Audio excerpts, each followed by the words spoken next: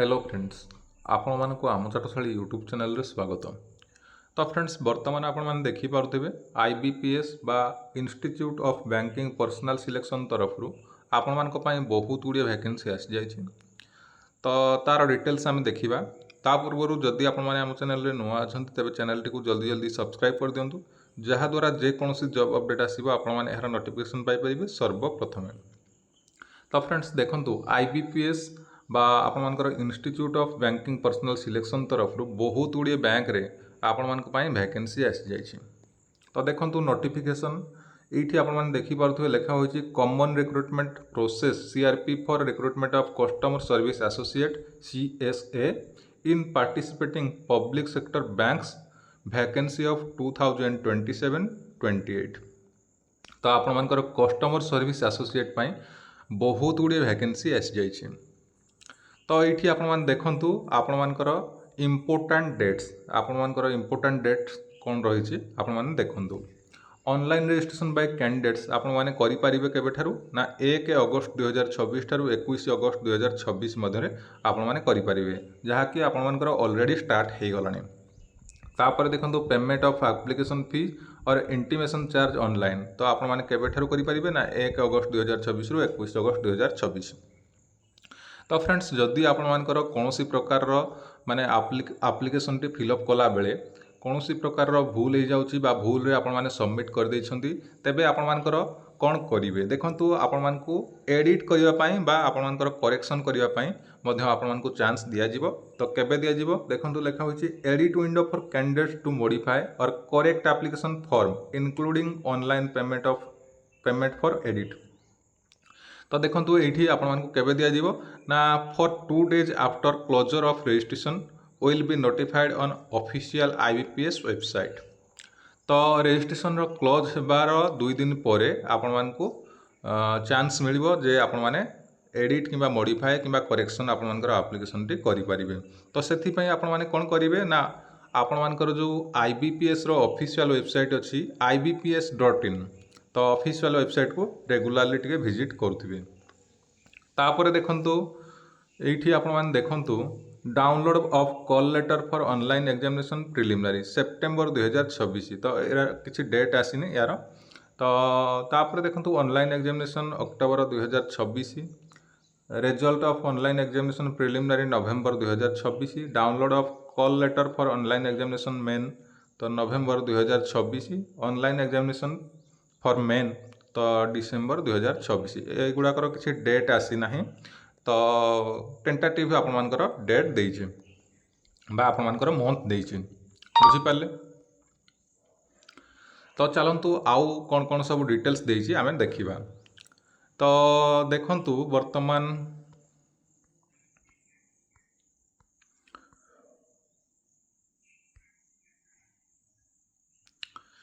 ये देखी पारे ए पार्टिसिपेटिंग बैंक्स तो ये आप देखु कौ बैंक रे आपण मानकर वैकेंसी आसी bank of Baroda bank of India bank of Maharashtra central bank Canara bank of India Indian bank तापर देखी पारे Indian overseas bank Punjab national bank Punjab and Sindh bank UCO bank union bank of India.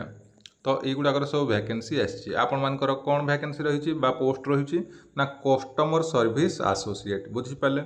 एवं आपण मानकर स्केल ऑफ पे बा आपण मानकर सैलरी देखो 24,050 टंका रू आपण मानकर स्टार्ट होइछि बुझिपारे। एवं एलिजिबिलिटी क्राइटेरिया आपण मानकर कौन थिबा दरकार ना आपण माने जो स्टेट पई अप्लाई करूछंती तो सेई स्टेट रो लोकल लैंग्वेज आपण माने जानि थिबा दरकार बुझिपारे।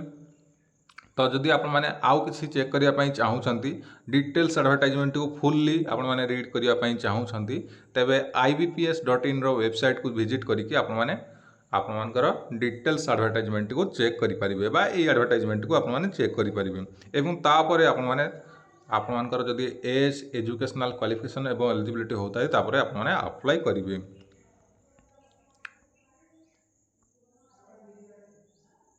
तो युगुड़ाक देखो नेशनलिटी और citizenship a candidate must be either a citizen of India और a subject of Nepal subject of Bhutan एगुड़ा सब देखी ने।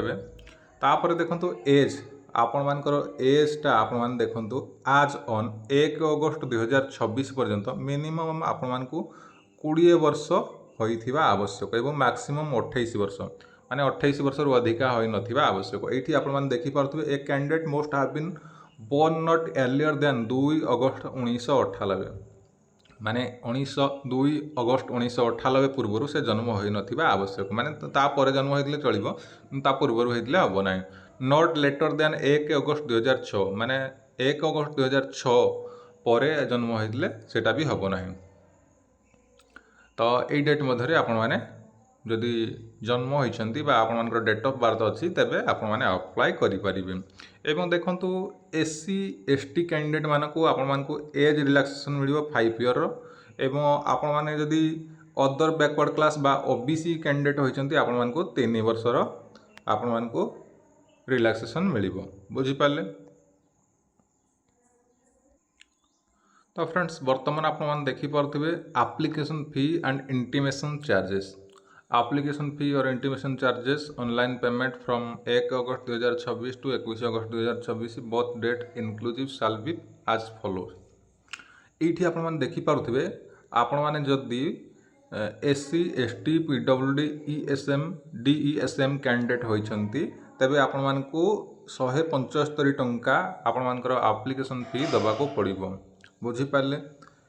तो जदि आपण माने जो आपण मानकर देखंतु फॉर ऑल अदर कैंडिडेट माने other than SC ST PWD ESM DESM candidate व्यतीत यदि आपण माने अलगा कैंडिडेट होइचंती तबे आपण मानकु 850 टंका पेमेंट करिबा पई पड़िबो बा आपण माने जदि यूआर कैटेगरी होइचंती किबा आपण मानकर ओबीसी कैंडिडेट होइचंती तबे आपण माने 850 टंका पेमेंट करेंगे। तापर देखंतु एठी structure of examination the structure of examination which will be conducted online are as follows. तो देखंतु आपण मानकर देखंतु एग्जामिनेशन टी केमती कोन हबो। फास्ट आपण मानकर प्रिलिमिनरी एग्जामिनेशन टी हबो जोटा कि आपण मानकर ऑब्जेक्टिव टेस्ट देखंतु इंग्लिश रे आपण मानकर 30 क्वेश्चन 30 मार्क रो तो आपण मानक 20 मिनट टाइम दिया जिवो एवं देखंतु न्यूमेरिकल एबिलिटी 35 क्वेश्चन 35 मार्क रो तापर रीजनिंग 35 क्वेश्चन 35 मार्क रो तापर देखंतु टोटल आपण मानकर 100टा क्वेश्चन 100 मार्क रो आपण मानकर प्रिलिमिनरी एग्जामिनेशन टी हबो।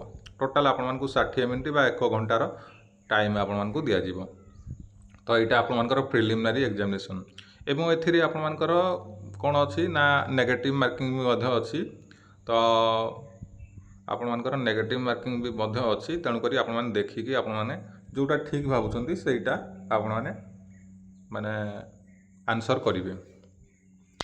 तापर देखंतु मेन एग्जामिनेशन तो मेन एग्जामिनेशन रे देखंतु जनरल और फाइनेंशियल अवेयरनेस तो 40 क्वेश्चन 50 मार्क तापर जनरल इंग्लिश आपण मानकर 40 क्वेश्चन 40 मार्क तापर रीजनिंग एबिलिटी 40 क्वेश्चन 60 मार्क। तो तापर देखंतु आपण मानकर क्वांटिटेटिव एप्टीट्यूड आपण मानकर 40 क्वेश्चन 50 मार्क एवं देखंतु आपण मानकर टोटल 160 क्वेश्चन आपण मानकर तो 160 क्वेश्चन 200 मार्क आपण मानकु टाइम दिया जिवो 125 मिनिट बुझी पाले। तो एई टाइम भितरे आपण मानकर एग्जाम टी आपण मानकु दबाको पड़िबो। देखंतु आपण माने देखंतु को मीडियम रे एग्जामिनेशन टी देबे स्टेट वाइज आपण मानकर एठारे मेंशन करा जायछि आपण माने एठारे देखि परिबे आपण मानकर डिटेल्स देखि परिबे। ओडिसा पई English Hindi and Odia medium रे आपण माने देई परिबे। तो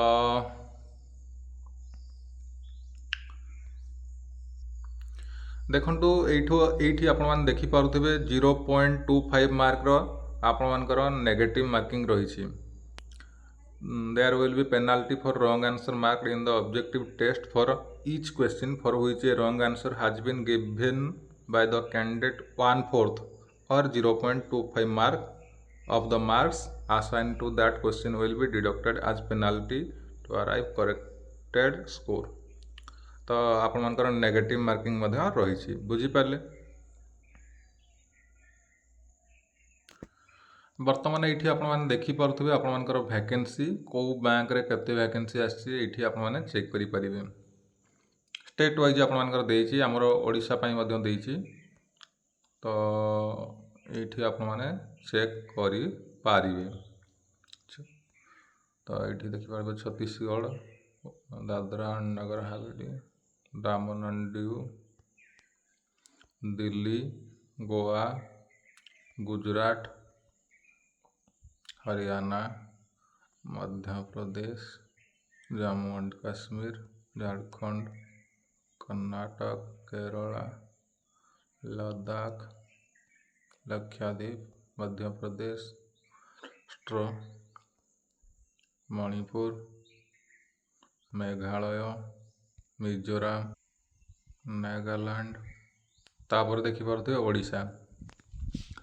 तो ये आपर ओडिशार कौ बैंक रे केते वैकेंसी अच्छी तो आपर एठारे मेंशन करा जायछि, आप माने देखि नेबे।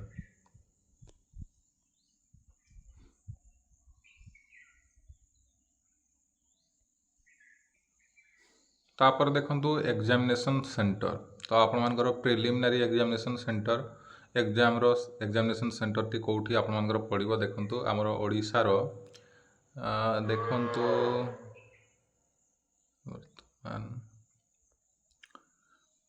ये आसीगला ओडिशार आमर बालेश्वर, ब्रह्मपुर, भुवनेश्वर, कटक, ढेंकानाल यही सबू ठारे आपर राउरकेला, संबलपुर आपर प्रिलिमिनारी एग्जामिनेशन टी हम एवं मेन एग्जामिनेशन आपर कौटी हम ना भुवनेश्वर, कटक, राउरकेला, संबलपुर यही जगार आपर मेन एग्जामिनेशन टी हम।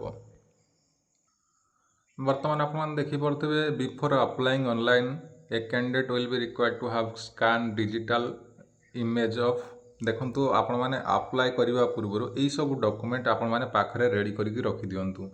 तो कौन कौन डॉक्यूमेंट तो देखंतु आपण मानकर फोटो गोटे फोटोग्राफ आपण मानकर फोटो गोटे दरकार, तो तापर सिग्नेचर, तापर left thumb impression, handwritten declaration. तो यहाँ कौटू आपण माने लिखिबे हैंड रिटन डिक्लेरेशन टा तो मु आपण मानकु कहिबी।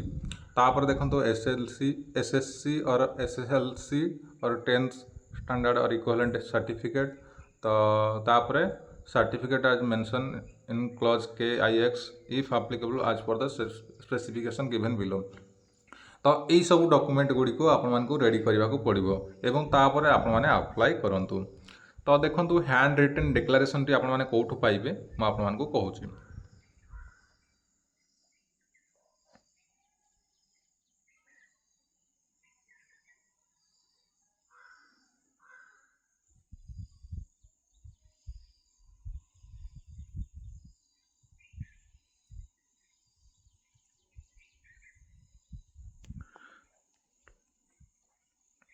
तो देखंतु एगुड़ा सब केते केते साइज रे आपण माने अपलोड करिवे तो एठारे सब मेंशन करा जायछि। तापर देखंतु हैंड रिटन डिक्लेरेशन इमेज तो एठी मध्ये आपण मानकर साइज मेंशन करा जायछि। तापर देखंतु एटा जो लिखा होइछि the text for the handwritten declaration is as follows. तो एटा आपण मानको अपलोड करबा पड़िबो। आपण माने एटा लिखिकी आपण मानकर नेम ऑफ द कैंडिडेट देखंतु आई तापर ए जो डैशबोर्ड टी दिया जायछि। तो ये आपर कैंडिडेट नेम टी लिखिए तापर हियर बाय डिक्लेयर दैट एगुड़ा सब लिखिदेवे टोटालटा। तो हैंड रिटन डिक्लेरेशन गोटे आप देवे ऑनलाइन अप्लाई समय बुझीपारे।